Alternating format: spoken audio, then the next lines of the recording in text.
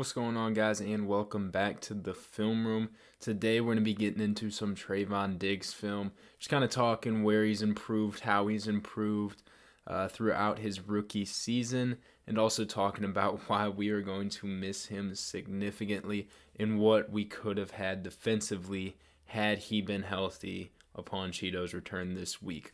Before we get into that, I just wanted to show you guys this because this kind of shows the type of player that Trevon Diggs is, and something that we've been missing for quite some time in the Dallas defense. We've never really had a guy, I guess, since, I don't know, Terrence Newman maybe, Brandon Carr in his first year with us, I don't know, but like a ball hawk.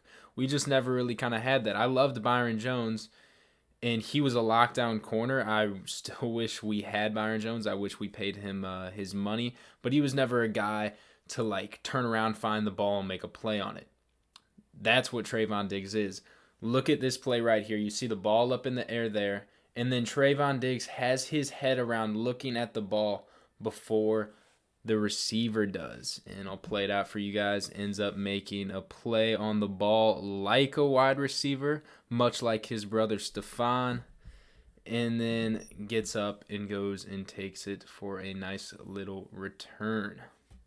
Starting out, I just wanted to show you guys some plays where Trevon got burnt pretty badly and kind of show you some other plays to compare alongside that where he was able to, I guess, adjust his technique, have better technique, and improve and not make the same mistake, or at least not consistently make the same mistake. So in this play right here, so Russell Wilson's going to motion his running back down there. And from the looks of it, we're just going to more, I guess, focus our coverage on this trip side here. Not really worried about this running back most of the time. If you send a running back down there, it's going to release into the flat or something like that, like they did, the Seahawks do on this play. So what we're going to do with that, just kind of have Xavier Woods focus on anything from the trip side that comes over this way and kind of bracket it with his linebackers. And then Trevon Diggs is we're just going to leave him one-on-one on an island with DK. I'll let it play out for you guys. You can watch DK give him a double move about 10 or so yards into the route. Trevon kind of bites on it pretty hard right there, and bye-bye. Does recover, make a play. I know you guys remember this one. Gets the touchback, but you'll see him just kind of, I'll put it in slow motion. DK gives him a little outside fake, and you can see Trevon's Diggs just kind of fall flat-footed right there. You can see him dip down, I guess, into his hips. And that's going to be bye-bye for a speedy receiver like DK. I think one of my favorite things about Trevon Diggs is his mental fortitude. And what I mean by that is he doesn't seem like the type of player that's going to dwell on things when he gets beat. Rather, he's going to go to the sideline, see what happened, make the proper adjustments, and then go in and use that to his advantage later in the game. So here we have a play on a 3rd and 4. Cowboys down 2 in the 4th quarter. Need a crucial stop here. And we're just going to be in a 2-high man look and have deep half here, kind of both giving safety up. One-on-one out here, Jalen one-on-one here. And I'm not sure, or Joe Thomas one-on-one here as well. Not sure if we're going to be manned up here and manned up here, or if they're just going to take the outside releaser and the inside releaser between Lockett and DK. But regardless, DK is going to release up and out, and he's going to do kind of the same thing as what he beat Trevon with earlier. He's going to give him an outside move and then attack upfield, but I want you to watch Trevon's positioning and his technique in denying this. So DK is going to come up, give that outside move. Trevon doesn't bite on it and bounces back inside with DK. And then turns his head, makes a play on the ball, incomplete 4th down. So right here, look, DK is going to make that outside move. Watch Trevon's left foot plant and bounce and go with him. Cut him off there.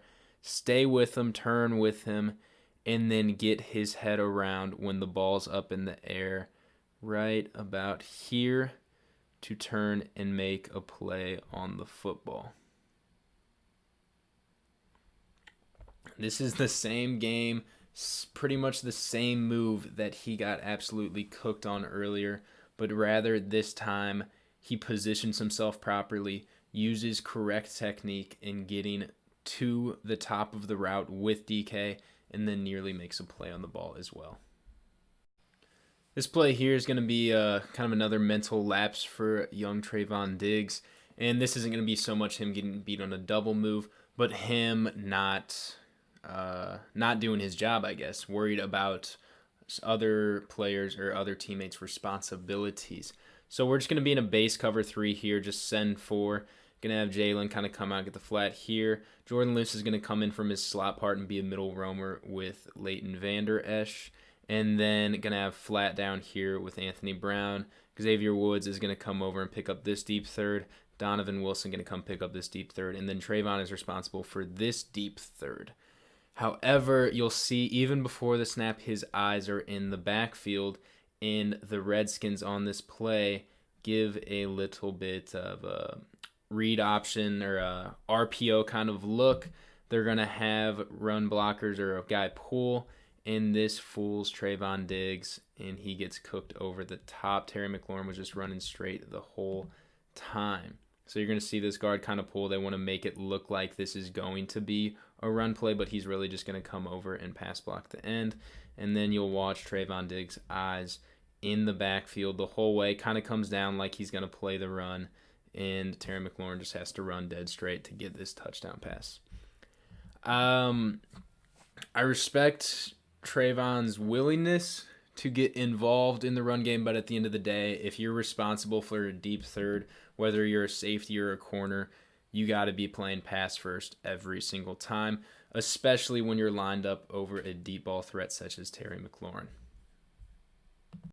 This play is going to come a week after that Washington play, Sunday Night Football against the Philadelphia Eagles. And it's going to be kind of a similar play in that the Eagles are trying to make it look like a run, but they're really going to pass out of it. It's going to be pretty much a max protect play action bootleg for the Eagles. Everybody, even the tight end and receiver out here, are going to be down blocking with the offensive line to try and sell this outside zone run to the right. But we're going to have Hightower go on a little out and up double move, and then Fulgham just on a deep crosser, and Wentz is going to roll to his left and try to make a play. Trevon Diggs this time, though, is up for the task. He's just going to be focusing on his responsibility, his assignment, understand that he has to make sure that this guy is not a part of this play. And Wentz is going to test him on this play. Hightower gives him a nice double move at the top of the route. Diggs does kind of bite on it a little bit, but does a great job recovering and then getting his head around to try and make a play on the ball, and likely could have intercepted this pass had Hightower not done a good job boxing him out. This is what I want to see out of Trevon Diggs. Just worry about your assignment. Don't try to do too much. Yeah, it's a shame he's injured. We'll get into that in a second, the impact that his injury is going to have, because I really was looking forward to seeing him continue to develop. But yeah, just when he returns from injury next season, I just want to see this out of Trevon Diggs. Just worry about your assignment. You don't need to try to do too much. You're a corner. If you're going to be there for run support, be there. But play pass first. Before I get into the kind of impacts that I think the absence of Trevon Diggs will have on this defense, just want to talk about real quick some things that I really like in Trevon's game, and that I think because they're so prominent so early in his career, I'm really excited to see them develop throughout his career.